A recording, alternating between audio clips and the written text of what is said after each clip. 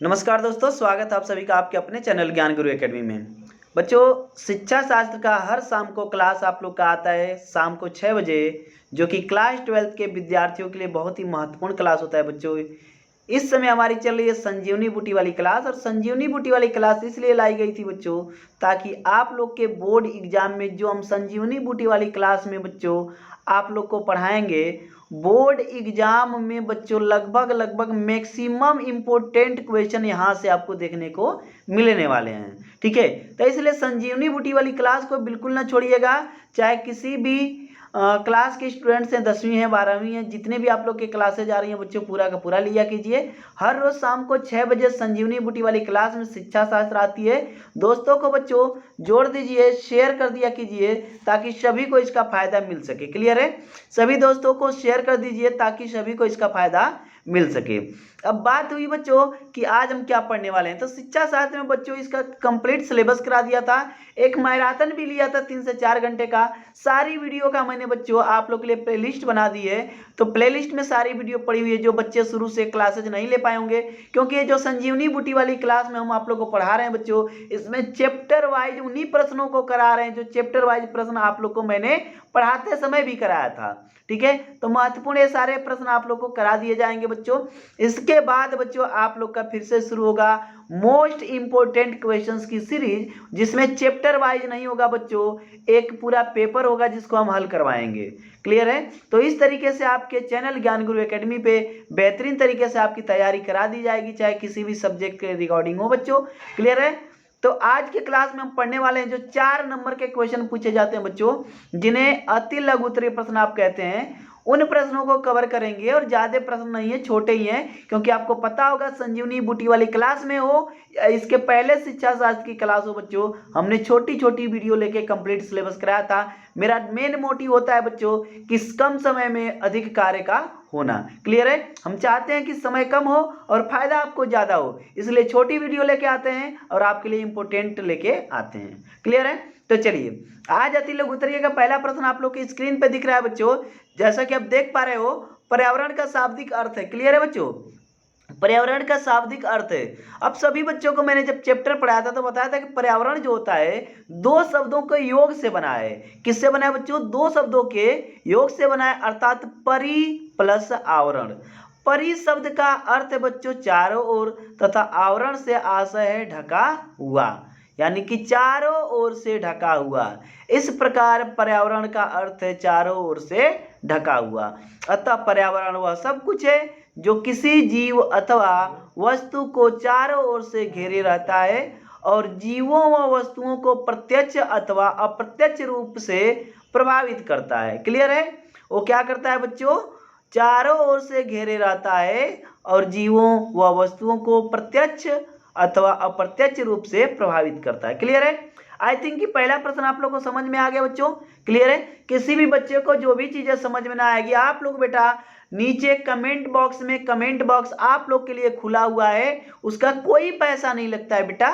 आप वहां पे जाके अपनी प्रॉब्लम लिख सकते हो कि सर ये चीजें समझ में आई, ये चीजें समझ में नहीं आई। क्लियर है? चलिए, तो बच्चा पहला प्रश्न आई थिंक कि मुझे आशा है कि आप लोग को समझ में आया होगा। दूसरे प्रश्न की तरफ चलेंगे बच्चों, लेकिन यदि आप इसके पहले बता दूं, आप चाहते हैं कि सर ये जो आप पढ़ा रहे हैं इसका पीडीएफ हमें प्राप्त हो जाए, तो आपको हमारा टेलीग्राम चैनल क्या करना पड़ेगा बच्चों? ज्वाइन करना पड़ेगा। और टेलीग्राम चैनल का लिंक इसी वीडियो के डिस्क्रिप्शन बॉक्स में आप लोग को मैं दे दे रहा हूँ। क्लियर है? ठीक है, चलिए ज्वाइन कर लीजिएगा, भूलिएगा मत सभी बच्चे, तुरंत जाइए ज्वाइन कर लीजिए, क्योंकि बच्चों आपके लिए बहुत ही फायदेमंद हो जाएगा। जितने भी इंपॉर्टेंट पीडीएफ्स आती हैं सभी उसी टेलीग्राम चैनल पे पढ़ेंगी। ठीक है? ओके, चलिए अगला प्रश्न है बच्चों, प्रश्न संख्या 2, बड़ा प्यारा सा प्रश्न है बच्चों। और प्रश्न क्या है? पर्यावरण शिक्षा से क्या अभिप्राय है? देखिए कितना आसान और कितना अच्छा प्रश्न। पर्यावरण के माध्यम से पर्यावरण के विषय में तथा पर्यावरण के लिए दी जाने वाली व्यवस्थित जानकारी ही पर्यावरण शिक्षा है। फिर से सुन लो बेटा, पर्यावरण के माध्यम से पर्यावरण के विषय में तथा पर्यावरण के लिए दी जाने वाली जो व्यवस्थित शिक्षा होती है, व्यवस्थित जानकारी होती है, उसी को हम पर्यावरण शिक्षा कहते हैं। क्या कहते हैं बच्चों? पर्यावरण शिक्षा कहते हैं। समझ में आ रहा है बेटा? एक बार वीडियो को लाइक कर देना जल्दी से, आप लोग जल्दी से लाइक कर देना। ओके, चलिए अगला है चैपमैन टेलर के अनुसार। देखिए बेटा, ये जो शिक्षाविद थे हमारे चैपमैन टेलर जी, यह क्या बताते हैं कि पर्यावरण शिक्षा से क्या अभिप्राय है, उनके शब्दों में समझ लेते हैं।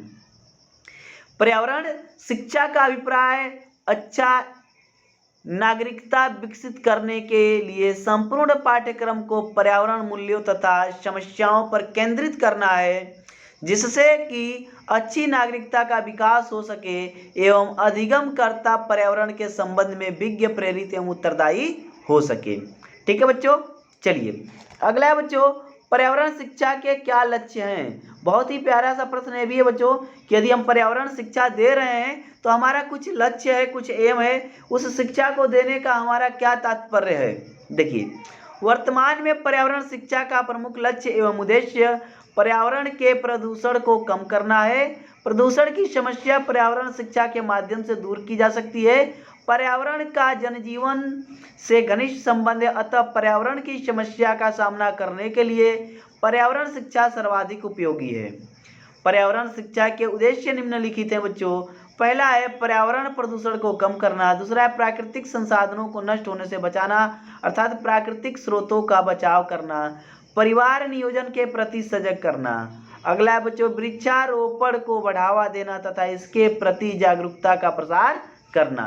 ठीक है बच्चों, नेक्स्ट प्रश्न है आप लोग का बच्चों, और बहुत ही प्यारा प्रश्न है आप लोग का, भारत में पर्यावरण शिक्षा की समस्याएं क्या है। बहुत ही बढ़िया प्रश्न। देखिए, भारत में पर्यावरण शिक्षा की समस्याएं निम्न है। पहला है बच्चों मानव का पर्यावरण के प्रति अनुचित जन दृष्टिकोण या उपेक्षापूर्ण रवैया होना। बिल्कुल सही बात है बच्चों। अगला है भौतिकवादी यानी कि उपभोगवादी संस्कृति के अत्यधिक प्रसार की समस्या। अगला है बच्चों नगरीय सभ्यता के विकास की समस्या। और अगला है पर्यावरण शिक्षा साहित्य की कमी की समस्या। विद्यालयों में पर्यावरण शिक्षा की व्यवस्था न होना। क्लियर है बच्चों। चलिए नेक्स्ट प्रश्न है बच्चों आप लोग का, प्रश्न संख्या 5, पर्यावरण शिक्षा की विषय वस्तु क्या होनी चाहिए। देखिए कितना महत्वपूर्ण प्रश्न है बच्चों। पर्यावरण शिक्षा के अंतर्गत पर्यावरण के अनुरूप, पर्यावरण के स्वरूप, पर्यावरण तथा मानव समाज के संबंध एवं प्रभाव, पर्यावरण की होने वाली क्षति, पर्यावरण प्रदूषण के कारणों, पर्यावरण प्रदूषण के स्वरूपों तथा पर्यावरण प्रदूषण को नियंत्रित करने के उपायों का अध्ययन किया जाता है।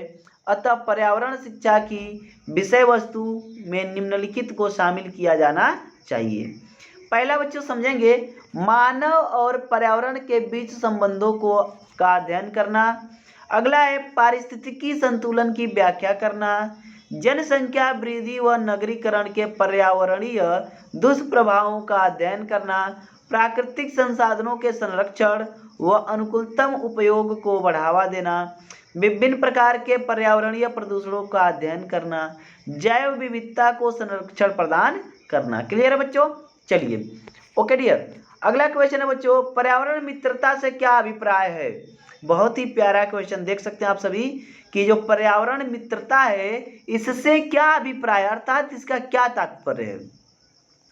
प्राकृतिक पर्यावरण के मौलिक गुणों एवं विशेषताओं को बनाए रखने में सहायता प्रदान करने की प्रवृत्ति को पर्यावरण मित्रता के रूप में जाना जाता है।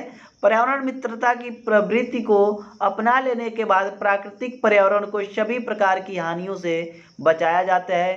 पर्यावरण संरक्षण हेतु पर्यावरण मित्रता आवश्यक होती है। ओके डियर, चलिए अगला क्वेश्चन है बच्चों आप लोग का, ध्वनि प्रदूषण से क्या आशय है, या ध्वनि प्रदूषण से आप क्या समझते हैं। देखिए कितना महत्वपूर्ण प्रश्न है बच्चों। ध्वनि प्रदूषण से आशय है पर्यावरण में शोर का बढ़ जाना। ध्वनि की माप करने वाली इकाई को डेसिबल कहते हैं। बहुत ही बढ़िया क्वेश्चन, 1 नंबर के एमसीक्यूज में पूछता है।